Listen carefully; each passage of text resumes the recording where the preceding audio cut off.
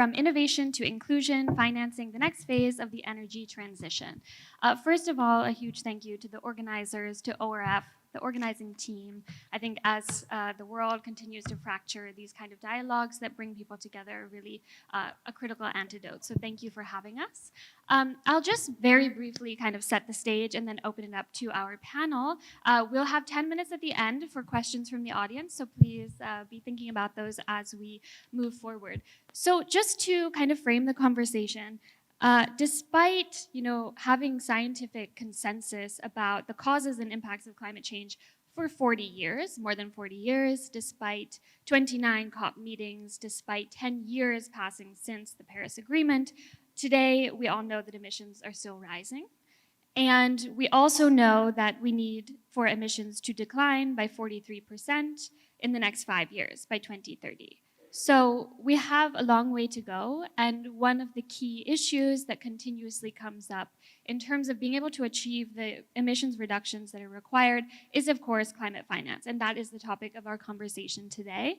And of course, we can't really have a conversation about climate finance without a historical perspective and a justice perspective. Historically, we know that all emissions, nearly all emissions, have been emitted by a very small group of high-income countries, and 84% of the entire carbon budget has been used up by developing countries. So as we move forward in this conversation and talk about climate finance and the mechanisms and the instruments and the design of climate finance strategies and frameworks, that historical and justice perspective is very much needed. So I want to open it up to our panel now. Ornella, first, 29 COP meetings have come and gone. In your view, what are the most central barriers preventing international climate finance from flowing to the communities where it's most needed? Oh, thank you so much, Terry, and thank you so much, ORF, for having us here again and for this very big event. Let me begin with something we want all to believe, that climate finance is equal, it's neutral, it's global, it's fair, and also guided by science. But we are living in 2025, and climate finance, it's no longer just about carbon, it's about power. Because we are living through the collapse of multilateral world. Countries are dividing into blocks, and even the term just transition has been pulled into geopolitical competition, because the things that we are seeing now all over the world, there are some questions. Who gets the battery factories? Who owns the hydrogen trade? Who funds those transitions, and under what conditions? Nothing is cleared anymore. So yes, we want to live and to believe in this famous Paris Agreement, but we are not living anymore in 2015. And Paris, we are living in the world of Kiev, of Gaza, of Sudan, of South China Sea. And so Paris Agreement, it's a global agreement, but it is a global agreement when it's every 4 years or 8 years part of the discussions of the US Senate between the Democrats and the Republicans. So let it put it simply. So it's not just about money. Climate finance is not just about money, it's about vision. And why I'm saying this? Because now the climate finance, and I'm talking here about the big funds, GEF, GCF, Adaptation Fund, all the climate finance. So they are built on an old map, a map where the world is neat, the governments, they are strong, the institutions speak perfectly English, and where the risk fits inside Excel spreadsheets. But the real front line of climate change doesn't look like this. Because a mayor in an old town in the mountains who doesn't speak English at all has to prepare 600 pages for applying to a GCF project. So, and it must have co-financing, it must have legal guarantees, and all this for solar panels for public buildings for $500,000. So GCF, JEF, adaptation fund, every fund, they are bureaucracies. Even EU funds, they are bureaucracy. European Union, it's a big bureaucracy. So this is not inclusion or access. This is paperwork. This is exclusion. And what are, in my overview, being part of JEF and GCF and Adaptation Fund for a long time? First, the system was never built for the fragile. It was built for those who speak the language of money, the language of risk, the investment ready, and fluent in development finance. Second, the architecture. It waits for proposals, for perfect timing, but vulnerable communities that they are the most affected for climate change and they need mostly the climate finance. They don't have the luxury of the timelines and the bureaucracies. And third, maybe hardest to admit, climate finance still rewards visibility over vulnerability. And so it funds the biggest, but not the bravest. And climate justice cannot be performative. It must be patient, it must be political, and it must be human. It must go to the communities that really deserve it. Thank you, Arnella. And thank you for bringing in the power, inclusion, and the human elements. And I think that's a thread that our other speakers are also going to pick up on. So thank you for that. Bati, turning to you, Indonesia has played a central role in climate finance efforts, including JETP, for example. What have been the key challenges in mobilizing and deploying long-term climate finance at scale? And what are the main barriers? Are they financial, institutional, political, combination, or something else? And in your view, what kinds of reforms would make the biggest difference? Thank you, Terry. Thank you, the organizer, for having me here. It's clear that this combination of the financial regulation and the institutional barriers. I don't know what to start, but let me begin with the subsidy in the fossil fuel. So this is not even playing field with renewable energy, for example. Then the second is the high perceived risk. So it will lead to the high upfront costs. And also, Indonesia have limited fiscal budget on that, to support the, for example, renewable energy and also energy efficiency. Moving to the institutional barrier, maybe this is known that the climate policy and regulation is managed under the several ministries across the several technical ministries. Ministry of Environment, Ministry of Finance, Ministry of Energy, Ministry of Industry. So we need the coordination on that. And if you're talking about the project, renewable energy project, you have to deal with, for example, the provincial government that have the limited capacity. So the capacity building is needed on that. So the next, also if we're talking about the policy inconsistency, they will be very difficult for investor if the policy every year is changing. Not very much, but changing. So this is give the signal to the investor that the the policy is not consistent here. This is maybe one of the big challenges, and Indonesia have the carbon mechanism, but the price is still low. So I think it's not enough to give the signal throughout the decision of the value chain.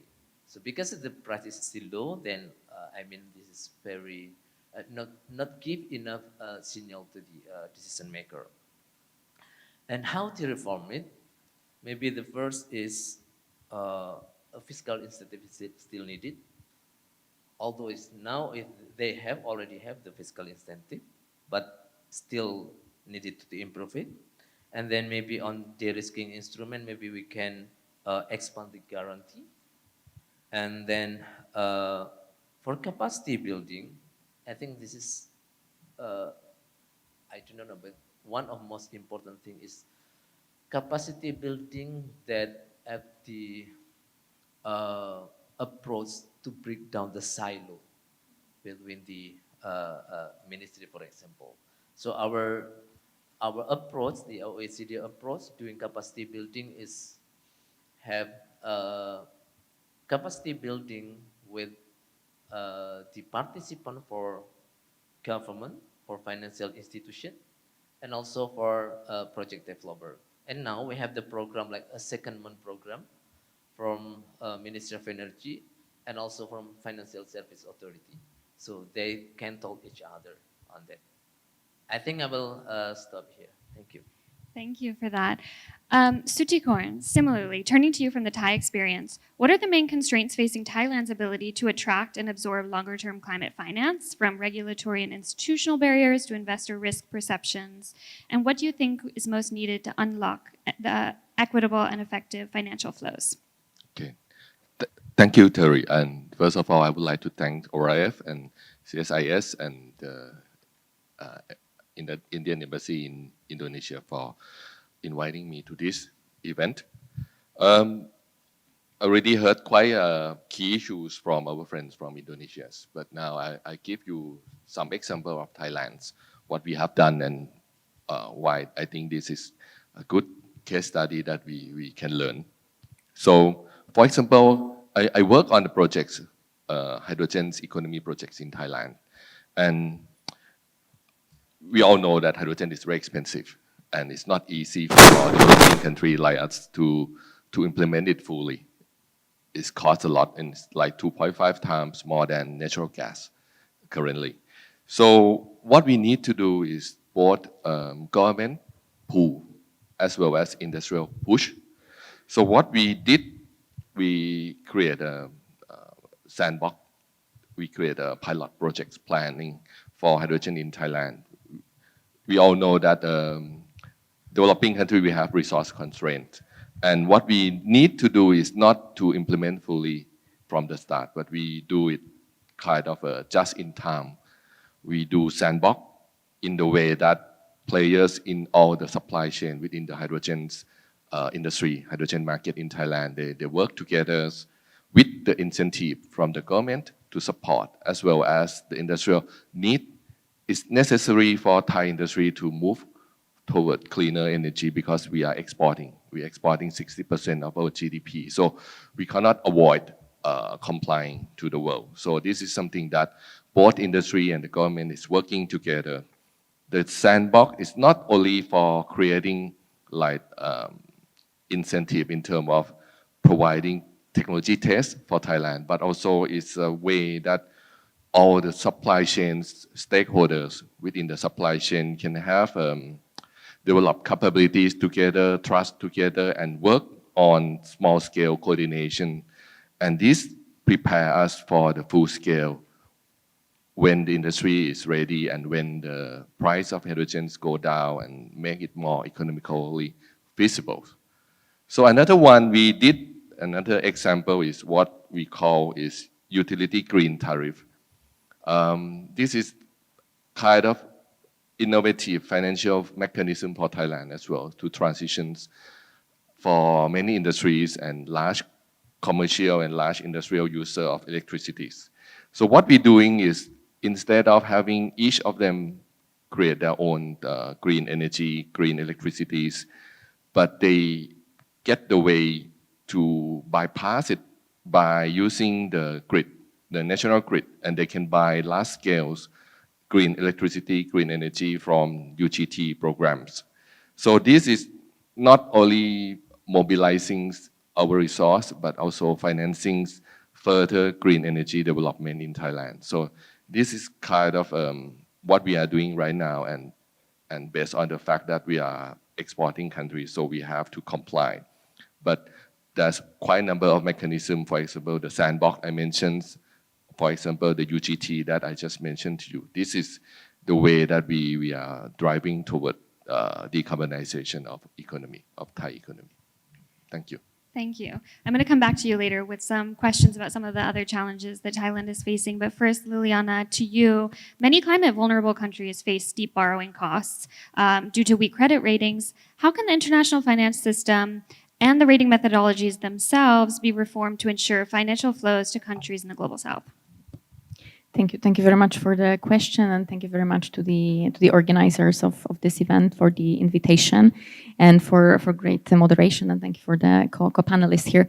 Let me address this question from less financial technical perspective and more from the standpoint of sovereignty, national interest, and strategic policy. What concerns me most nowadays is the assumption, sometimes explicit, sometimes more implicit, that there's only one size fit all solution and there's only one correct way to actually carry out energy transition. So we are assuming that there's only one roadmap that all of the countries should follow. And this logic has proven problematic even in the European Union, because we have there 27 member states with totally different historical responsibilities, with totally different needs, and also different energy mix. So if it already has been a challenge in the European Union, what a big challenge it would be for the countries of Global South, where development priorities are completely different. According to the International Energy Agency, reaching total net zero emissions by 2050 would require around $4.5 trillion in energy investment annually by 2030, which is a monumental global cost.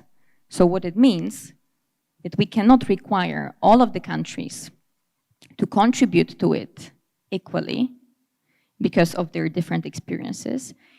And it would be totally unrealistic and totally unfair from this standpoint.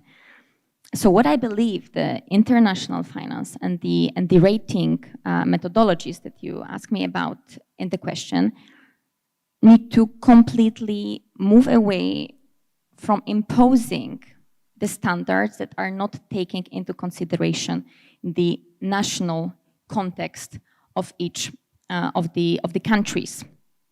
So for me, it's not only about reforming the system itself, but it's also about actually reforming the mindset of the people who are creating those policies. So a truly, let's say, fair climate finance architecture should ensure that there won't be a one-size-fits-all solution, and it will be more inclusive and more understanding. So what we should do, we should with humility actually accept that there's more than just the one roadmap that all of the countries should follow. Thank you.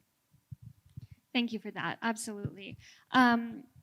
Bati, back to you, and picking up a little bit more on this sort of equity lens, how can Indonesia ensure that private and public climate finance not only support large-scale infrastructure, but also reach more vulnerable communities and rural communities?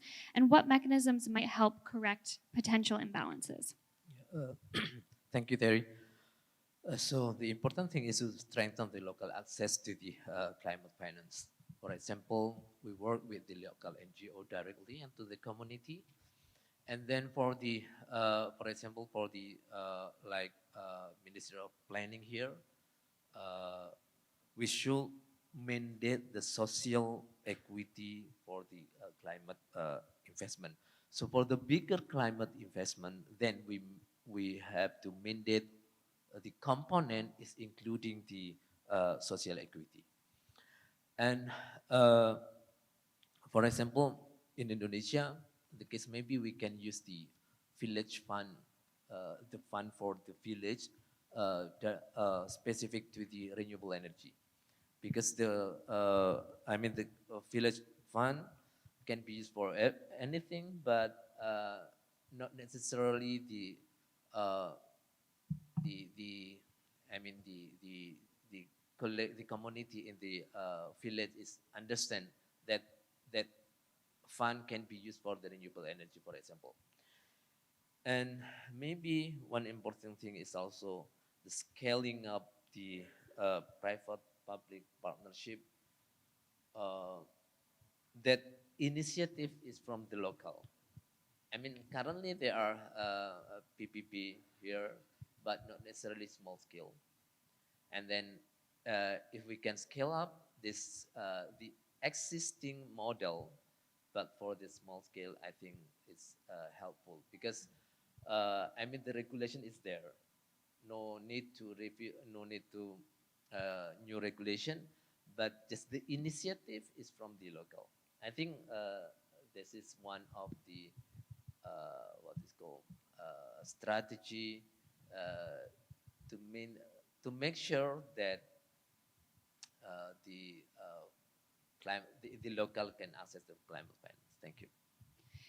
This brings us a little bit back to what Ornella mentioned at the outset, and I think you have something to comment on that, but it seems that it's also a capacity constraint for local communities to be able to access these large funds. But Ornella, do you want to comment on that? So let me explain, and let me bring here Albanian case. But I am not talking about this Albania that you are seeing, Leslie, for touristic reasons. I am talking about the real Albania. Albania, it's a Balkan country, Western Balkan countries. We are in Europe, but we are not in European Union. And so, yes, the European Union had this European Green Deal 3 years ago. They announced these big budgets about European Green Deals. And the budget for every European citizen, it was 500 euros. You know how much it was for the Western Balkan countries? We are candidate countries. 120 euros per citizen. So, and we are part also of NATO, but with limited fiscal space also there. And the war in Ukraine has changed in all Europe energy flows. The Middle East tensions, they shifted investments priorities in all Western Balkans. And as we, as a small post-communist economist, post-communist country, we are expected to leap into the green future, the European green future.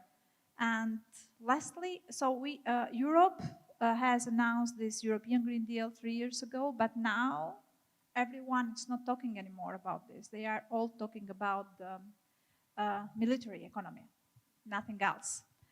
And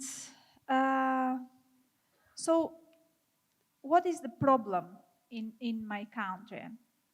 The problem is that we are the first-rate European country most attacked from climate change. And what are doing and what we have to do? What are doing for this? We are not talking about this. What we have to do about this, it's first, transparency and collaboration. Why I'm saying transparency? Because when we talk about the climate finance and the climate funds in my country, nobody is talking nobody is talking anywhere else except in the ministry responsible for these funds. Nobody knows except the person who is responsible in the ministry for these funds. The second one, it's the collaboration. The collaboration between the universities and the private sectors and the government. And I'm talking here about national and local governments. Why? Because I think the best expertise for implementing every environmental and every climate change, every energy law or strategy, it's the expertise within the private sectors. they know better. They are implementing our legislation. So without them, having them as a partner, we will do nothing. And the best expertise for the vision, for the long-term strategies, they are the universities. Without this kind of expertise, we are just copy-pasting laws, and we are not we are not doing the transposition of our legislation into our reality.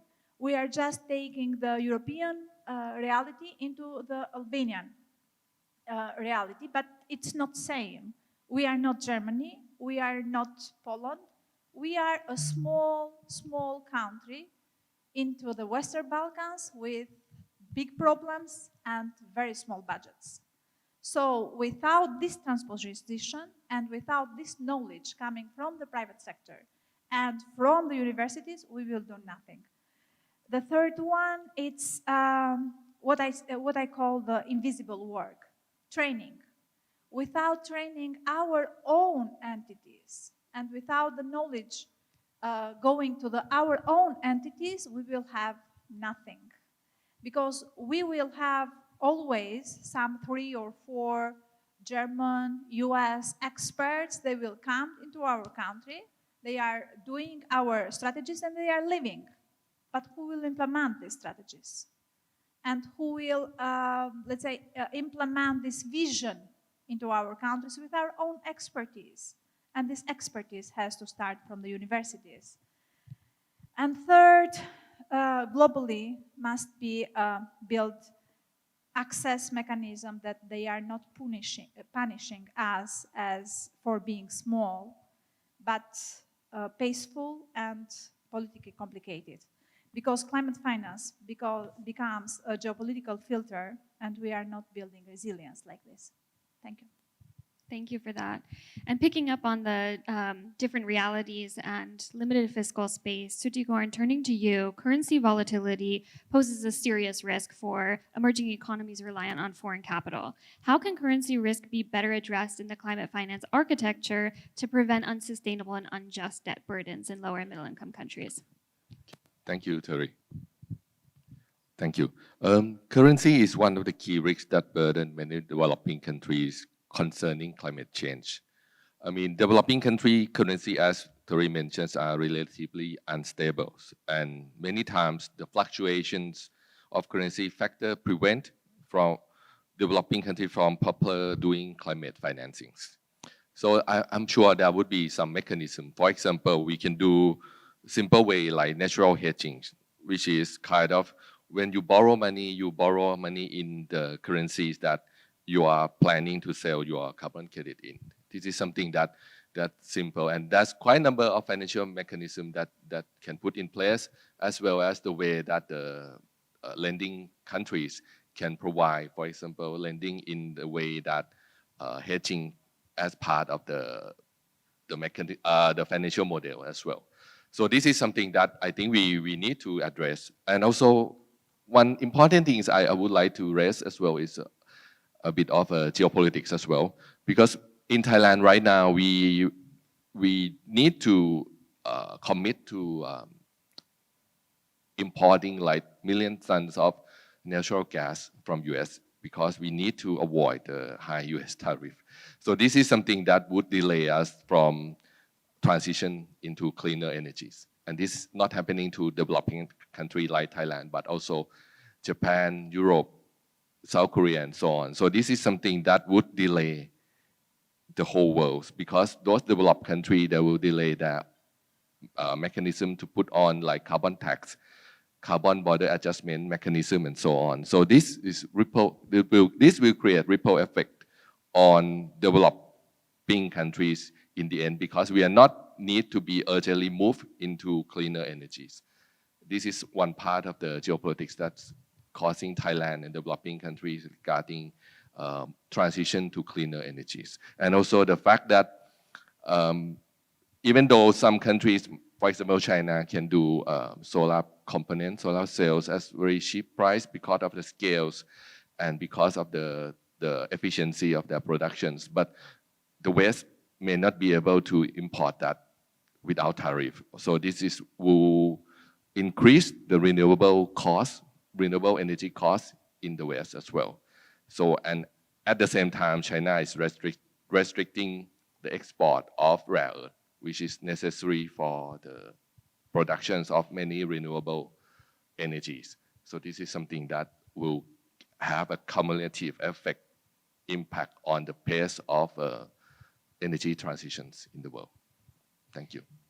Thank you. Liliana, picking up on the geopolitical context, we've covered some of the main challenges, but in your view right now, what are the key geopolitical issues that we haven't picked up yet that are shaping climate finance? And what do you think is needed to navigate these, especially in lower and middle income countries?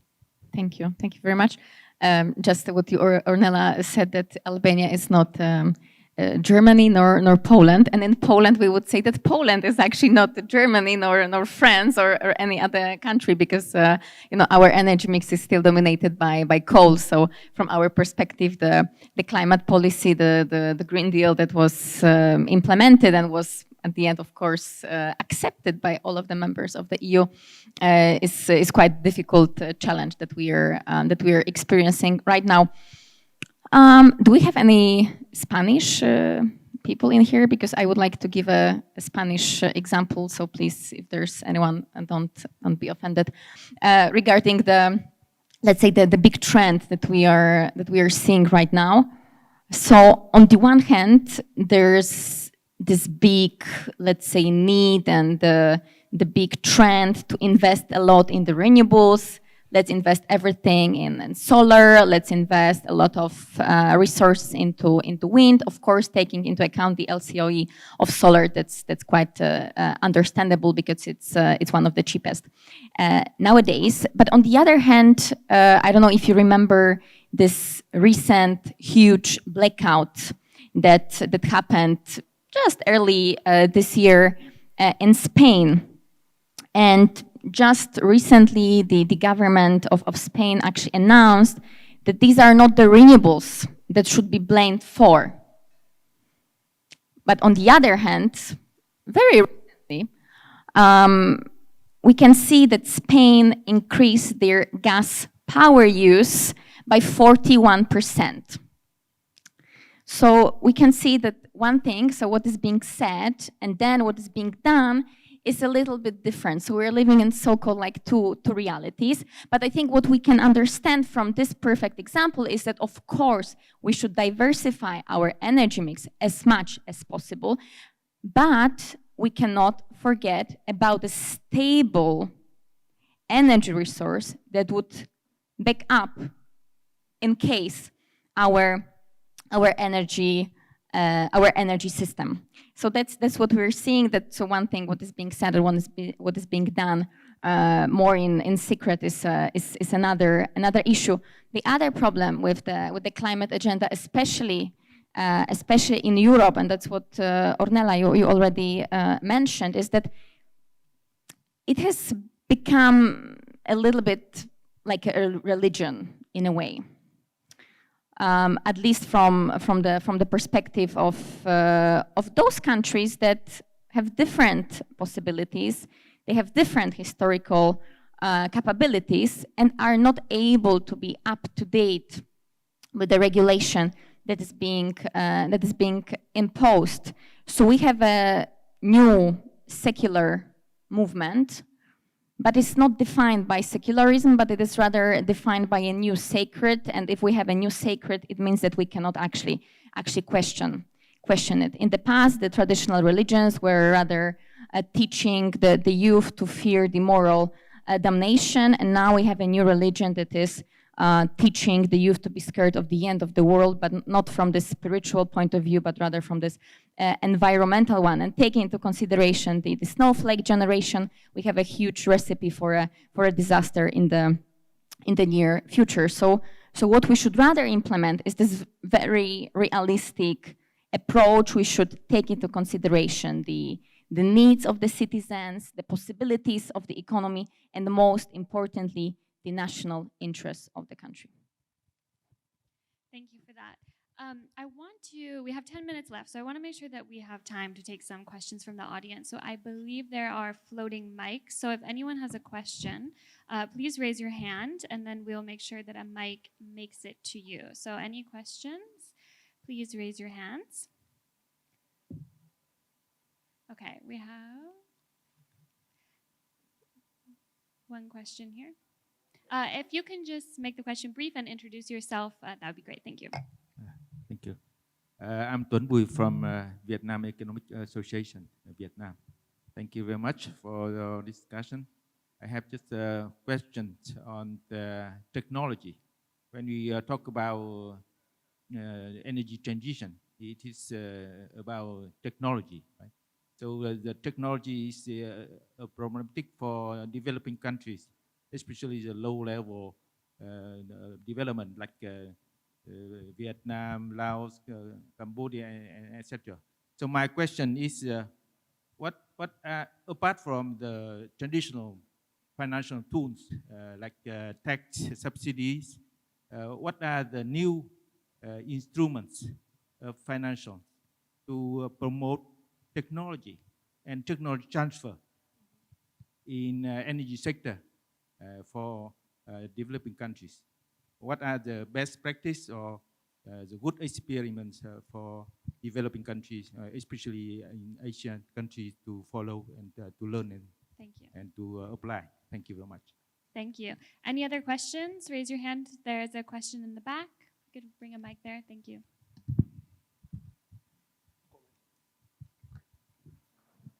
Great. Thank you for the opportunity. My name is Wafa here from CSIS. I've got one question to Kun Sutikon. You mentioned that geopolitics will delay efforts for energy transition. What do you think about the trends for the financiers, the global financiers on energy transition? Do you see them as seeing this momentum? Will they be more pragmatic in looking at these conditions? So the fund will still flow to the developing countries who, as you mentioned, will be delayed in their agendas? Or do you foresee that, say, for example, developing countries will need to step up to finance their own green transition? One other question to Pak Hakimul Bati, Pak. It's a very simple one. Can the OECD membership truly push Indonesia for reform and energy transition? Because, we remember clearly our energy minister is entertaining the idea of following Trump, of exiting Paris Agreement and all that, right? So momentum is clearly a bit dull, but what do you think? Will the OECD membership be that push for Indonesia? Thank you. Thank you for that. Any other questions? Okay, so Ornella, do you want to take the first question on technology? And then Sutikorn, I think the second question was for you on global financiers and countries stepping up to finance their own transitions. And then Bati, to you on OECD and pushing regulation. Thank you for the question. Okay. Thank you very much for the question. So when we are talking about technologies and new technologies, we are thinking about probably lithium or something else. But in our reality, small countries' reality, the new technologies, they must only imagined as small-scale solars, for example, or small-scale wind farms. And now the new vision of my government and every government in the Western Balkans, they are going to this kind of investments. And we are not talking about 1,000 megawatts. We are talking about starting from 100 megawatts. And they are taking subsidies from the government for this.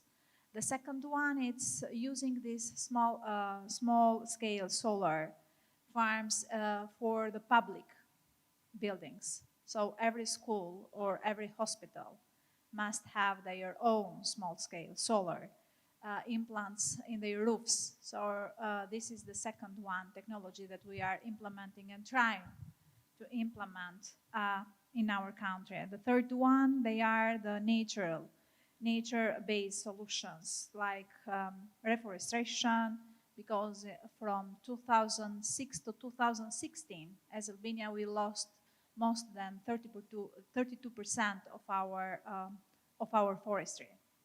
And so we are in my country under a ban for the tree cutting in the last 10 years, and this is good, but this will not always work. So we are trying to use this kind of new technologies for the reforestation and also helping the citizens in these villages for new jobs on this. And the fourth, they are digital tools for municipalities. So helping these small municipalities in the deep areas, it's helping everyone, not only for creating new jobs, but even for creating their own small-scale budgets in this. Thank you for that.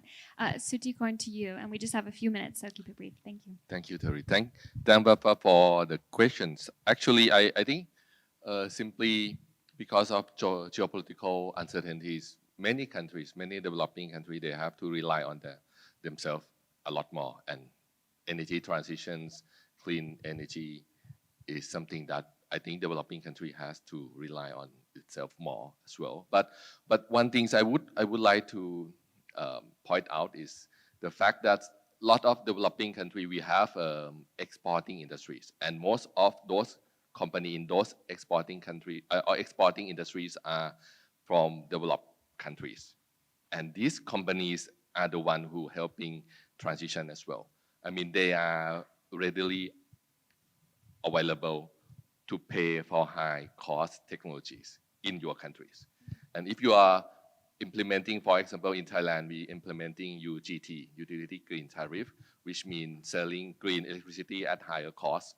So the buyer of those green electricity are those companies from developed countries trying to meet the global standard, exporting their products. So this is the sector that many developing countries should utilize and helping them to transition their energies. Yeah, briefly. Just to help the conversation, only one sentence. So we have to separate small developing countries and big developing countries, because yes, for the big developing countries, it's working, what you said. But for small developing countries, we don't have the territory for having this kind of big investments in our country. We are agricultural and we are touristic country. So in this case, we don't have the land to do big investments. And not having the land, as many islands, for example, or other small countries, it's not possible to do this kind of big transitions and big technologies. And for this, I was really focused on the small scales. Thank you. Thank you for that distinction. That's helpful. Bati, on OECD. Yeah, thank you for the question. I do not know whether I'm the best place to respond this, because my program is not directly related to the accession. But as I know, there are 26 areas to be reviewed when a country, I mean, from the case of Indonesia, need to become the OECD member.